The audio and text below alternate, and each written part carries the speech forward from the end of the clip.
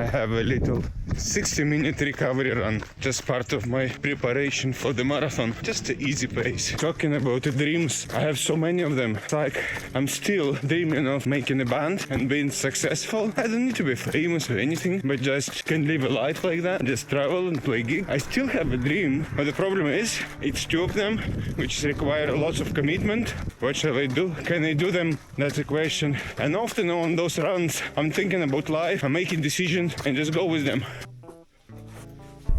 So basically my plan is to take him, this camera, with me everywhere, use it as a diary. In this video I just want to share my thoughts. I worked for 20 years as a professional chef in Scotland, and how is it the work as a chef in Scotland? The job can be very different because variety of the restaurants, I suppose, like anywhere else in the world. So in a central part, Glasgow and Edinburgh, you have Michelin star restaurants, and the number of them is growing rapidly every year. However, even in remote locations like Isle of Skye, you still have very good restaurants, some of them in the Michelin guide, some of them has 3 rosettes. So yeah, it depends what you want to have. In my experience, what I like most of the time, I have worked through the agencies, through the different kind of so now is end of January 2026, and what you can make roughly is more or less 20 pounds an hour, sometimes more, sometimes less. The cool part about Scotland is you have a lot of tourism, and tourists like to go to really remote locations, to isles like Isle of Skye, Orkney Islands, in the Highlands, anywhere. Some hotels are located just in the middle of nowhere, so you have nothing else, just a hotel and literally not even a shop. So sometimes, if it's a permanent job and you go and you stay there for a year or two, that can be quite challenging. However, the way it works, because of that, because no one wants to go to these locations, there is agencies, and they supply chefs. I know it sounds a bit strange, but yes, they supply chefs like for 2 weeks, 3 weeks. Sometimes contract can be a month, and these things is really cool to do, because you know that you're the place only for, let's say, even if it's 3 months, you know that you're gonna be there only 3 months. So basically you don't care about anything, because you know that in the 3 months you're gonna be home or whatever, holidays or whatever you have planned else. So I'm at the parking lot. Now this is the park. Drivers wait for the airport journeys. So about 6 months ago I have spent lots and lots of time here. So basically, to get my steps in, I was walking around with my headphones, listening to audiobooks, and then all of a sudden audiobooks came to one book. It was autobiography by Alberu. Really interesting thing to read. After that I have read Marco Pierre White's, and it's really inspiring. I really got very inspired by that, and I decided, well, I think I should go back to the kitchen. So I have registered myself with the agencies, with the ones I used to work before. One of them was not really good at all, because they told me, "Oh, Dmitry, you did not work since COVID, and things have changed now. So now everything is totally different. So maybe you do this and that." So I just didn't like it. I thought it's kind of bullshit. So I went to another agency. Another agency straight away started offering me jobs and sent me to Orkney. Well, Orkney is truly unique place. So they were very lucky, because cruise ships can dock. They have lots of business from cruise ships. However, I came in kind of middle end of September. That's when cruise ships stopped, but they still were short-staffed. The job was nice. It was plenty of hours. I have asked if I can work 6 days a week on an island in the middle of nowhere. There's nothing to do. I don't know nobody, so I just want to work. And yeah, it was great. They let me do that, so I was very happy because I was making some extra money, extra day every week. So it's extra 4 days per month, which is amazing. The food itself was nothing unusual. The job itself was nothing new, not what other agency told me, that is the things that have changed. It's a little bit more maybe restrictions on allergies and things like that. Apart from that, everything is still the same. Getting older, I suppose, you become less stressed and more organized, more disciplined. I think because of that, more focused as well.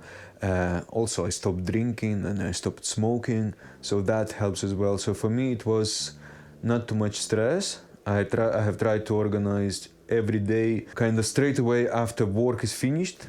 You know yourself, when you work in the kitchen, you finish quite late. This place was okay. It's 9:30 o'clock in the evening finish, which is amazing. So I've tried to go to sleep early, 11 o'clock or something like that, and then wake up in the mornings, training. I'm training for the marathon. Back then I was running 3 times per week, or sometimes just every second day. So I would run, day off, run, day off, 8K, 9K, 10K. I think if I would have stayed longer, till now, the island would be not enough for me. Not island, town. I was based in Kirkwall, and the town was just not enough because my run was from coast to coast. After Orkney, I got a job offer in Iceland, so I went to Iceland. But about work in Iceland, I will make a separate video because it is something else. So yeah, for Orkney for me was not very excited because the food was simple. Just the basic Scottish traditional things like fish and chips, steak pie. Although everything was made fresh from scratch, kitchen team was nice. People on island are very nice. You know, as the one of them places when you walk in the evening and you see they buffer in the streets, so it's very clean, zero to no crime at all, very very safe. Although walking on the street, some kids overheard my accent and they asked me if I could go home, which is fine, I suppose. It's coming from the parents. It's nothing to do with the kids. All those things, they come from the parents, isn't it? Yeah, apart from Orkney Island, there is the other places I have been. I've been on Isle of Skye, island again, but Isle of Skye, it's nice. It's more touristic. It attracts more tourism than Orkneys or any other part of Scottish Highlands, in my opinion. And over there you have restaurants in the Michelin Guide. You have 3 Rosettes restaurant. The produce is local, is very nice, lots of seafood, lots of forest. There is a very nice forager who lives on Isle of Skye, and I remember he used to bring some things. Apart from that, I was working with amazing chef on the Skye. His name is Miles. I wish him all the best. This guy was amazing. He was like a walking books. He knew everything about cooking. It felt like anything you ask, he would know what is that, what is all about, and how to cook it to the best possible way. So he showed me the forests, he showed me the wild garlic, and other things. He showed me where you can find berries and mushrooms and things like that. So yeah, this was pretty amazing. There are other places as well in Scotland, like a place called Torridon. It's pretty unique, pretty amazing. Doing agency work, agents would send you to the places where they need help.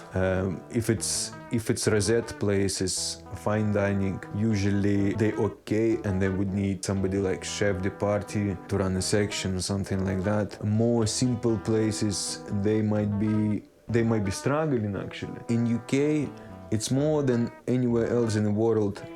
People don't really want to go to these remote locations. People don't want to live uncomfortable life. You know what I'm saying? I don't know. There is another things to it as well, because UK is UK. It's a very, very unique and nice country. So now I'm back to doing taxis, which is I do enjoy as well. It's back to being totally independent. Work when you want. You work when you want, you do what you like, you accept any trip you like. It's pretty good. It gives me more time to train for marathon. I'm gonna be running for the charities. If anyone watching this and want to support charity, links down below.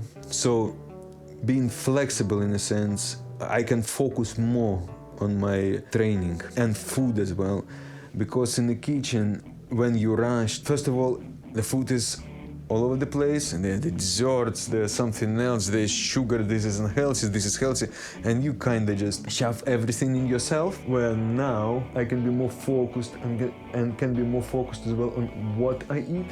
Healthy food, time of my life, it's about healthy food. And hopefully soon I will find a new home, and I will be able to make more cooking videos, as well as I'm gonna be making music videos as well, because music is my other passion. So yeah, in the next video we'll talk about working in Iceland.